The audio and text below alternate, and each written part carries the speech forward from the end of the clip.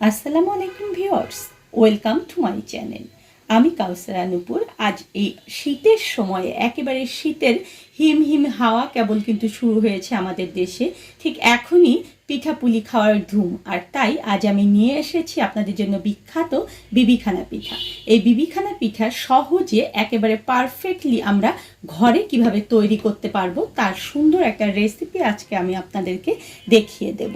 আপনারা যদি আমার এই রেসিপিটা ফলো করেন পুরোপুরিভাবে, তাহলে দেখবেন যে আপনাদের পিঠাটাও ঠিক আলহামদুলিল্লাহ একেবারে পারফেক্ট হবে। দেখুন, এই বিবিখানা পিঠাটা একেবারে পারফেক্ট হয়েছে এবং আপনারা এই রেসিপিটা ফলো করে খেয়ে আমাকে জানাবেন যে আসলে পিঠাটা কতটা টেস্টি হয়েছে। আসুন দেখে নেই কিভাবে এই পিঠাটা বানাতে হবে। বিবিখানা পিঠা বানানোর জন্য প্রথম আমাদের যে শুকনো ইনগ্রিডিয়েন্টসগুলো রয়েছে সেগুলো কিন্তু আমাদেরকে চেলে নিতে হবে। চালার একটা কারণ হচ্ছে যে জিনিসগুলো আমরা মিলাবো সেই জিনিসগুলো কিন্তু সঠিকভাবে একেবারে মিলে যাবে, আর এর মধ্যে যদি কোনো দানা থাকে কিংবা কোনো ময়লা থাকে তাহলে দেখা যায় সেগুলোও চালনির মধ্যে আটকে যাবে। আমি এখানে দেখুন যে 2 কাপ মেজারমেন্ট কাপ দিয়ে 2 কাপ পরিমাণ চালের গুঁড়ো দিলাম। এই চালের গুঁড়োটা কিন্তু একেবারে শুকনো। আপনারা যদি টাটকা চালের গুঁড়ো করতে পারেন তাহলে সেটা দিয়েও কিন্তু খুব সুন্দর হয়। আর এখানে আমি দিয়ে দেব 3 টেবিল চামচ পরিমাণ ময়দা। এই ময়দাটা কিন্তু আমি এই কারণে দিচ্ছি যে বিবিখানা পিঠে অনেকেরই দেখা যায় যে খুব শক্ত হয়ে যায়। সেই শক্ত যে ভাবটা রয়েছে সেই ভাবটা থাকবে না।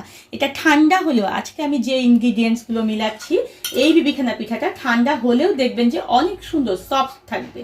আর এর মধ্যে আমি দিয়ে দিচ্ছি 1/2 চা চামচ পরিমাণ বেকিং পাউডার। এই বেকিং পাউডারটা যদি আপনারা দেন তাহলে দেখবেন যে পিঠাটা খুবই সুন্দরভাবে একেবারে ভিতরে একদম সফট হবে। এখন এই শুকনো উপকরণগুলো আমি একটু চেলে নিচ্ছি। আপনারা অবশ্যই কিন্তু এটা চেলে নেবেন, তাহলে কিন্তু পিঠাটা একেবারে সফট হবে। সবগুলো যখন আমার চালা হয়ে যাবে তখন কিন্তু আমি এটা একটু সরিয়ে রাখবো। রেখে এই জায়গায় আমি একটা বাটি নিয়ে নেব। এই বাটিতে প্রথমে আমি রুম টেম্পারেচারে থাকা 2টো ডিম দিয়ে দেব।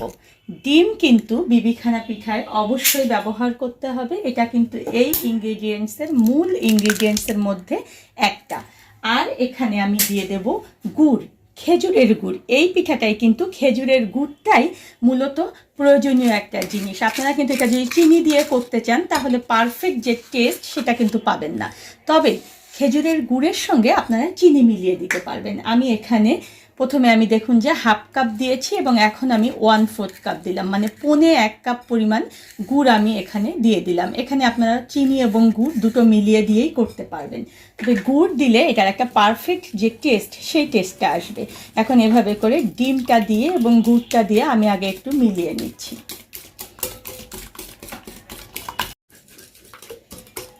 কিছুক্ষণ দেখুন যে এভাবে মিলিয়ে নেওয়ার পরে এর মধ্যে আমি দিয়ে দেব 1 কাপ পরিমাণ ঘন দুধ। আমি 4 কাপ পরিমাণ দুধকে জাল করে একেবারে এটা ঘন করে নিয়েছি। এই ঘন দুধটা কিন্তু এখানে অবশ্যই ব্যবহার করতে হবে। আপনারা যদি পাউডার দুধ ব্যবহার করতে চান তাহলে 1 কাপ মানে ঘন দুধ যেটা তৈরি করবেন যেভাবে, সেটা হচ্ছে 1/2 কাপ পরিমাণ পাউডার দুধের মধ্যে 1/2 কাপ পরিমাণ পানি মিলিয়ে নিয়ে সেটাকে এখানে ব্যবহার করবেন। তবে যদি তরল দুধ আপনাদের কাছে থাকে সেটা জাল করে এরকম একেবারে ঘন করে নিয়ে ব্যবহার করলে খুব সুন্দর একটা টেস্ট আসে। আর এখানে আমি দিয়ে দেব 5 টেবিল চামচ পরিমাণ ঘি। এই ঘিটা কিন্তু অবশ্যই এখানে দিতে চেষ্টা করবেন। যদি আপনারা ঘি এবং তেল মিলিয়ে দেন তাহলেও পিঠাটা সুন্দর হবে, কিন্তু এই বিবিখানা পিঠার মধ্যে একটা রাজকীয় ভাব থাকে। এই রাজকীয় ভাবটা নিয়ে আসার জন্য এখানে কিন্তু অবশ্যই ঘি ব্যবহার করতে হবে। অনেকেই স্বাস্থ্যের কথা চিন্তা করে হয়তো ভাবেন যে এতগুলো ঘি দেবো, এটা হয়তো স্বাস্থ্যকর হবে না।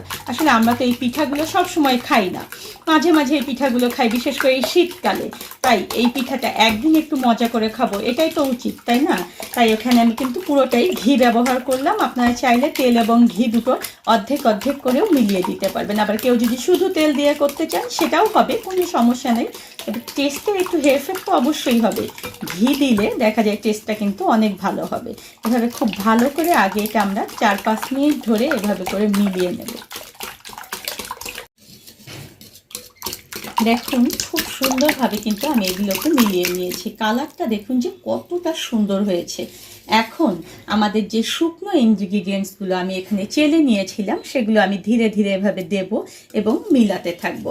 একবারে দিলে কিন্তু আমাদের জন্য মিলানো খুব সমস্যা হতে পারে, আবার এটা দলা পাকিয়েও যেতে পারে। তাই আস্তে আস্তে যখন ধীরে ধীরে আমরা এগুলো দেব এবং মিলাবো তাহলে কিন্তু সেটা আমাদের জন্য খুব সহজ হয়ে যাবে। আবার দলা যে একটা পাকিয়ে যায় এই যে শুকনো ইনগ্রিডিয়েন্টসগুলো দেওয়ার পরে, সেটাও আর হবে না। তাই এইভাবে ধীরে ধীরে এগুলোকে আমরা আগে দেবো এবং মিলিয়ে নেব। দেখুন আমি এত সুন্দর করে এগুলো সব মিলিয়ে নিয়েছি যে এগুলো একদম খুব সুন্দর একটা ডোতে পরিণত হয়ে গিয়েছে। এখন আমরা যদি এই মিষ্টির একটা ভারসাম্যতা আনতে চাই তাহলে এখানে অল্প একটু লবণ আমরা ব্যবহার করতে পারবো, কিন্তু লবণটা না দিলেও কোনো সমস্যা নেই, যেহেতু আমি এখানে পুরোটাই গুড় ব্যবহার করেছি। গুড়ে দেখবেন যে একটু লবণ লবণ ভাব কিন্তু থেকেই যায়, খেজুরের গুড়ে বিশেষ করে। তাই যদি লবণ আমরা নাও দেই তাও কোনো সমস্যা নেই। এখন আর একটা মূল জিনিস কিন্তু এখানে রয়ে গেছে, আর সেটা হচ্ছে নারিকেল। এই নারিকেলটা কোরানো নারিকেল, আপনারা অবশ্যই এটা টাটকা নারিকেল ব্যবহার করার চেষ্টা করবেন, মানে আজকেই নারিকেলটা ভেঙে সেটাকে ব্যবহার করার চেষ্টা করবেন। আমি এখানে 1 কাপ পরিমাণ নারিকেল ব্যবহার করব। এখানে আমি 1/3 কাপ পরিমাণ নারিকেল দিয়ে দিলাম, আর কিছুটা নারিকেল আমি ডেকোরেশনের জন্য রেখে দিলাম। এই নারিকেলটা দিয়েও এভাবে জাস্ট একটু আমি মিলিয়ে নেব। এটা খুব বেশি মিলানোর প্রয়োজন নেই, জাস্ট এভাবে মিলিয়ে নিলাম। এখন যে পাত্রে আমি এটা একেবারে পিঠাটা কোট করার জন্য উঠাবো সেই পাত্রটা আমি নিয়ে নিচ্ছি। এরকম একটা ওভেন প্রুফ পাত্র, মানে হিট প্রুফ পাত্র যেটা বলা হয়। এই পিঠাটা অনেকেই দেখা যায় ওভেনে করেন, কিন্তু এটার মূল কিন্তু যেটা নিয়ম সেটা হলো ভাপে করতে হবে। আমরা আজকে ভাপেই করব, কারণ সব কিছুই দেখবেন যে নির্দিষ্ট একটা নিয়ম যদি আপনি মেনটেন না করেন তাহলে সেটা কিন্তু একটু টেস্টের ভারসাম্যতায় সেখানে আসবে না, টেস্টের তারতম্য কিন্তু সেখানে হবেই। তাই এখানে আমি একটু দেখুন যে ঘি ব্রাশ করে নিলাম, এতে করে পিঠাটা যখন আমি আনমোল্ড করব সেটা আমার জন্য খুব সুবিধা হয়ে যাবে। আপনারা এই কাচের বাটি যদি না থাকে তাহলে যেই মোল্ডে আপনারা কেক করেন সেই মোল্ডটাও এখানে ব্যবহার করতে পারবেন। আবার দেখা যায় স্টিলের বাটি যদি কারো বাড়িতে থাকে তাহলে সেটাও আপনারা ব্যবহার করতে পারবেন। দেখুন এভাবে করে পুরো পাত্রে আমি আমার যে ব্যাটারটা সেটা ঢেলে দিলাম। এখন এই পাত্রটাকে আমার অবশ্যই ঢেকে দিতে হবে। চুলায় দেখুন যে আমি একটা হাঁড়ি উঠিয়ে দিয়েছি। এই হাঁড়ির মধ্যে আমি দেখুন যে এভাবে একটা কাপড়, পুরোনো কাপড় দেখুন যে বিছিয়ে দিয়েছি। এখন এর মধ্যে আমি স্ট্যান্ড বিছিয়ে দেব। এই কাপড়টা দেওয়ার কারণ হচ্ছে এই যে স্ট্যান্ডটা দিচ্ছি এটা কিন্তু কাপড়ের উপরে থাকছে, এতে করে আমাদের যখন পানিটা বলক উঠবে তখন কিন্তু দেখা যায় যে কি হবে, এই স্ট্যান্ডটা নড়বে না এই কাপড়টা দেওয়ার কারণে। আর স্ট্যান্ডটা যদি না নড়ে তাহলে আমাদের বাটিটাও কিন্তু নড়বে না। আর তাই আমরা এখানে স্ট্যান্ডের নিচে একটা কাপড় দিয়ে দিলাম। এখন দেখুন আমি এখানে পানি দিয়েছি, স্ট্যান্ডটা কিন্তু ডুবে গিয়েছে। যে বাটিটাতে আমি আমার যে ব্যাটারটা, পিঠার ব্যাটারটা দিয়েছি সেই বাটিটা এখন আমি সাবধানে স্ট্যান্ডের উপরে বসিয়ে দেবো। এটা কিন্তু অবশ্যই খুব সাবধানে দেবেন যাতে করে একেবারে খুব সুন্দরভাবে বসে থাকে। এখন দেখুন এরপরে কিন্তু আমি ঢাকনা দিয়ে দিয়েছি। এর উপরে এখন আমার যে হাঁড়ির ঢাকনাটা সেটা আমি বসিয়ে দিলাম, এবং শক্তভাবে যেন এটা চেপে থাকে তাই এখানে আমি একটা শিল ব্যবহার করব। আমাদের শিল পাটার যে শিল সেটা ব্যবহার করব, এতে করে ভ্যাপারটা বের হতে পারবে না। এখন চুলার জালটা একেবারে জোর আঁচে দিয়ে পানিটা যখন বলক আসবে ঠিক সেই পর্যন্ত আমি চুলার আঁচটা জোর আঁচেই রাখবো। তারপরে যখন পানিটা বলক এসে যাবে তখন আমি মাঝারি আঁচে দিয়ে এটাকে 1 ঘন্টা রাখবো। মানে প্রথম 10 মিনিট আমি জোর আঁচে পানিটা বলক তুলে নেব, তারপরে চুলার আঁচটাকে আমি মাঝারি করে দিয়ে 1 ঘন্টা রাখবো। এরপরে আমি ফিরে আসবো। দেখুন ফিরে এলাম। আমি একটা কাঠি এভাবে ঢুকিয়ে দিচ্ছি, কাঠিটা এভাবে ঘুরিয়ে নিচ্ছি। দেখুন আমি যদি দেখি যে গায়ে কোনো কিছু অবশিষ্ট রয়েছে তাহলে বুঝতে হবে যে এই পিঠাটা আমার এখনো হয়নি।